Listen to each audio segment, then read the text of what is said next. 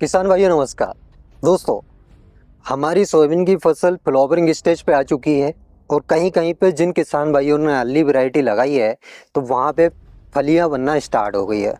अब हमारे किसान भाइयों के माइंड में चलता रहता है कि भाई अब उत्पादन बढ़ाने के लिए कौन सा खाद उर्वरक हमको देना चाहिए या फिर कौन सा स्प्रे करें जिससे हमारा उत्पादन बढ़ सके, अच्छा खासा हमको उत्पादन मिल जाए। देखिए दोस्तों, ये स्टेज बहुत ज़्यादा इम्पोर्टेंट स्टेज है हमारी सोयाबीन की फसल के लिए, क्योंकि नुकसान भी इसी स्टेज पे होता है। जैसे फूल के बाद जब फलियाँ बनना स्टार्ट होती है तभी इल्लियों का प्रकोप ज़्यादा आता है और इस समय यदि हम 1-2 दिन लेट हो जाते हैं तो वहाँ पे हमको तगड़ा वो नुकसान हो जाता है।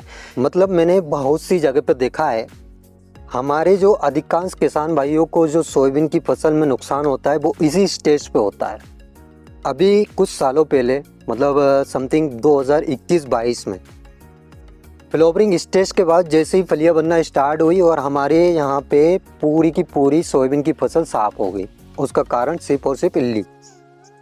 अब बड़े बड़े इंस्टीट्यूट में आपने देखा होगा कभी भी उनको सोयाबीन की फसल में कोई भी नुकसान नहीं होता। अब उसका कारण क्या है? क्या वो अलग से कीटनाशक दवाइयों का छिड़काव कर रहे हैं या फिर कोई अलग खाद उर्वरक का उपयोग कर रहे हैं?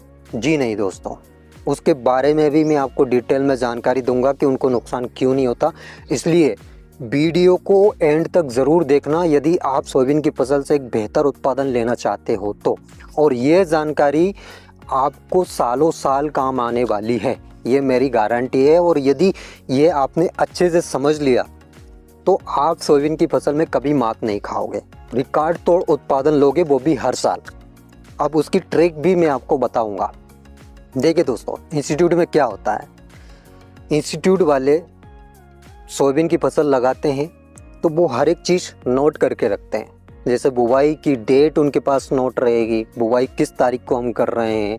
इसके अलावा बुवाई करते समय हमने बीज उपचार में कौन सा फंगीसाइड यूज़ किया है या फिर खाद उर्वरक हम डाल रहे हैं तो कौन कौन सा खाद उर्वरक हम बुवाई के समय दे रहे हैं, ये सारी चीज़ें उनके पास नोट रहेगी। इसके अलावा दूसरी चीज़, यदि हम खरपतवार नाशक दवाई का छिड़काव कर रहे हैं तो वो चीज़ भी उनके पास नोट रहेगी। कीटनाशक में पहला स्प्रे हम कौन सा दे रहे हैं, कब दे रहे हैं, कौन सी डेट में दे रहे हैं, दूसरा स्प्रे हम कौन सा दे रहे हैं, किस डेट में दे रहे हैं, सारी चीज़ें उनके पास नोट रहेगी। अब उसके फ़ायदे बहुत ज़्यादा है दोस्तों।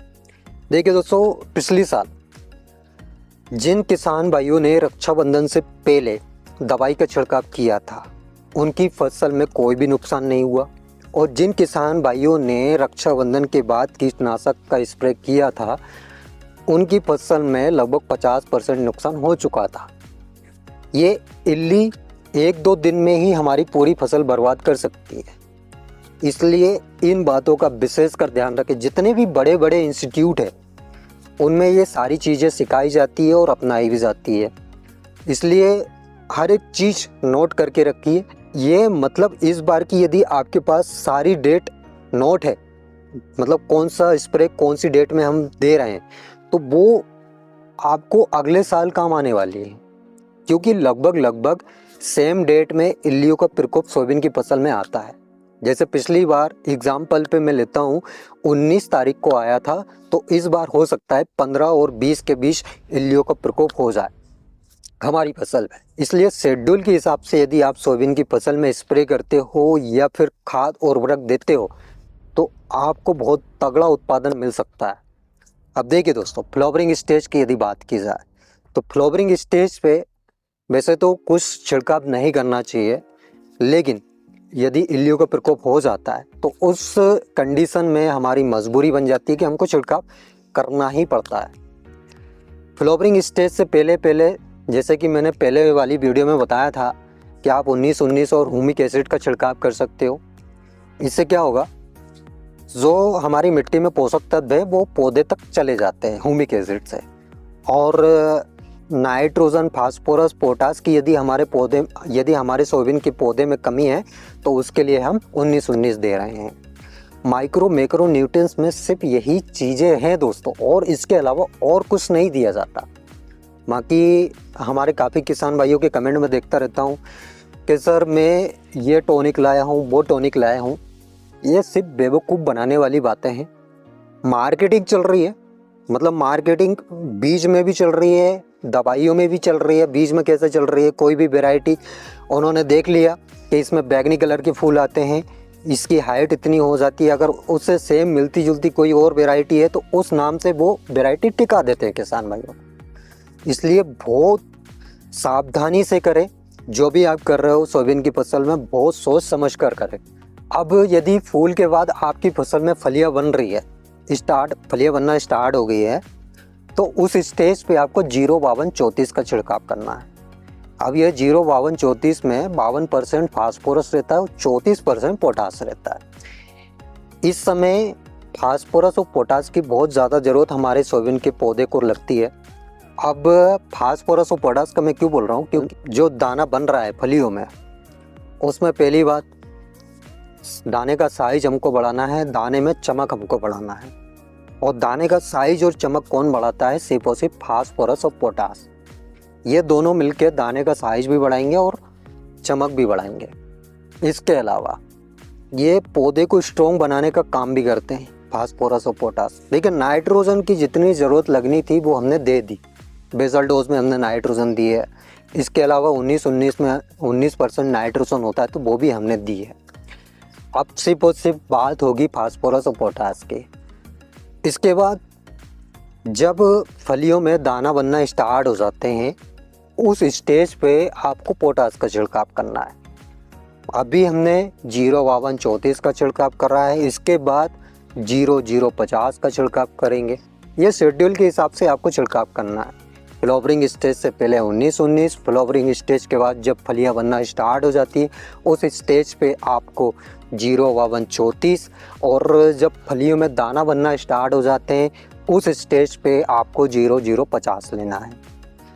अब जो किसान भाई ह्यूमिक एसिड का छिड़काव नहीं कर पाए हैं, तो देखिए दोस्तों, जब फलियां बनना स्टार्ट होती है उस स्टेज पे भी आप ह्यूमिक एसिड का छिड़काव कर सकते हो।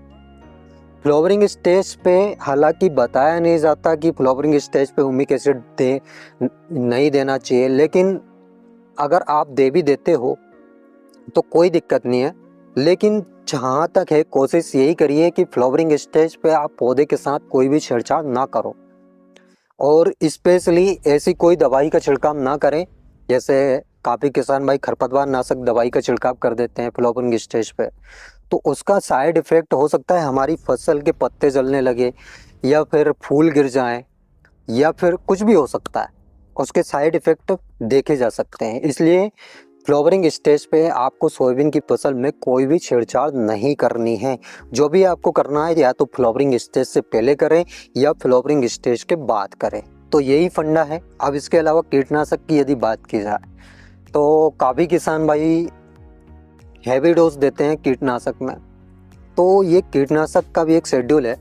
जैसे शुरुआत में हम क्लोरोपाइरीफास का छिड़काव करते हैं, सेकेंड डोज में लैम्डा प्लस थायोमेथाक्सान का हम छिड़काव करते हैं, जिससे रिंग कटर हमारी फसल में नहीं आती है। उसमें इमामेक्टिन भी हम प्लस कर सकते हैं। अब ये तीसरा डोज कोरोजन का हम छिड़काव कर सकते हैं। तो ये भी शेड्यूल के हिसाब से आपको करना है। मतलब ज़्यादा हैवी डोज यदि आपने पहले ले लिया तो उस बाद वाला जो डोज बनेगा वो और हैवी आपको लेना पड़ेगा, इसमें आपका खर्च बढ़ सकता है। तो हमारी कोशिश सिर्फ और सिर्फ इतनी रहती है कि हमारे किसान भाइयों का खर्च कम हो और उनको मुनाफा ज़्यादा से ज़्यादा मिले। हर संभव हम इतनी ही कोशिश करते हैं, और जितना कम छिड़काव हो सके उतना कम छिड़काव हम करवाते हैं। और स्पेशली मैं तो हमारे किसान भाइयों को ये बोलता हूँ कि आप जितना ऑर्गेनिक करोगे उतना आपके लिए बेनिफिट है। अब ऑर्गेनिक में भी बहुत सारे प्रोडक्ट ऐसे हैं, जैसे कीटनाशक की जगह पे हम नीम ऑयल का छिड़काव कर सकते हैं। इसके अलावा टॉनिक की जगह पे हम गौमूत्र का हम छिड़काव कर सकते हैं, गौ अमृतन, बहुत सारे ऐसी चीज़ें हैं जिनको हम घर पे बना सकते हैं और अपनी फसल में छिड़काव कर सकते हैं। कीटनाशक भी हम ऑर्गेनिक तरीके से बना सकते हैं। जैसे 10 पन्नी है, 10 तरह की आपको पत्ती लाना है, उसमें गौमूत्र मिला दो, इसके अलावा तंबाकू के पत्ते मिला दो, सब कुछ मिला दो, वो हमारा जहरीला पदार्थ तैयार हो जाता है। भाई जो आप मार्केट से जो कीटनाशक ला रहे हो उससे भी ज़्यादा विषैला वो हो जाता है। और ऐसा नहीं है, जितने भी आप कीटनाशक का छिड़काव कर रहे हैं वो सिर्फ 10-12 दिन तक टिकते हैं। तो ये जो मैंने नोट करने वाली आपको बात बताई है, उसमें आपको ये पॉइंट भी लिखना है कि जो हम पहला स्प्रे कर रहे हैं वो कितने दिन तक हमारी फसल में चल रहा है, मतलब दूसरे स्प्रे की हमको कब ज़रूरत लग रही है, कितने दिन तक हमारी फसल सुरक्षित है। ये यदि आप सब कुछ नोट करते हो तो आपको बहुत ही बेनिफिट मिलने वाला है। और वैज्ञानिक तरीका है ये, मतलब ऐसा तरीका नहीं बता रहा हूँ कि आप कुछ भी नोट कर लो जी, नहीं दोस्तों, ये वैज्ञानिक तरीका है और हर एक इंस्टीट्यूट में ये चीज़ें अपनाई जाती है, इसलिए उनको कभी भी कोई भी फसल में लॉस नहीं होता है। तो आई होप दोस्तों आपको मेरे द्वारा दी गई जानकारी समझ आई होगी, वीडियो पसंद आई होगी। और ऐसे ही सोयाबीन से रिलेटेड जानकारी से जुड़े रहना चाहते हो तो अभी तक यदि आपने चैनल को सब्सक्राइब नहीं किया है तो सबसे पहला काम चैनल को सब्सक्राइब कर लीजिए और साइड में जो बेल आइकन है मतलब घंटा, उसको भी दबा लें ताकि वीडियो की नोटिफिकेशन आपको तुरंत मिल सके, तुरंत आपके पास जानकारी पहुंच जाए। तो आज के लिए इतना ही काफ़ी है, मिलते हैं नेक्स्ट वीडियो में नेक्स्ट टॉपिक के साथ। तब तक के लिए tata bye bye, take care, अपना ख्याल रखिएगा। जय राम जी की।